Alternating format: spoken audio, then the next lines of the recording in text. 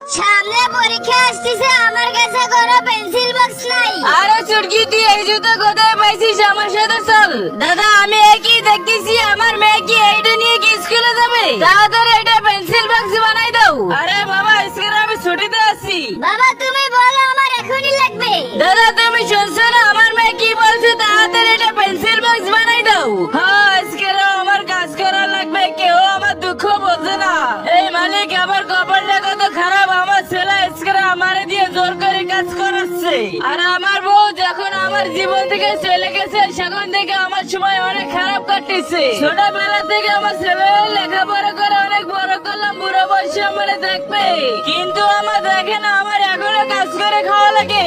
যাই এই সুন্দর পেন্সিল বক্সটা চুটকির কাছে দিয়ে আসি, না হলে আমার বেশি কথা শোনাবে না। কি বুড়ে, আমার পেন্সিল বক্স কি বানানো হয়েছে? এই নাও তো আমার পেন্সিল বক্স। এই ছবিটা যার কাছে ভালো লাগবে সে লাইক সাবস্ক্রাইব করবে।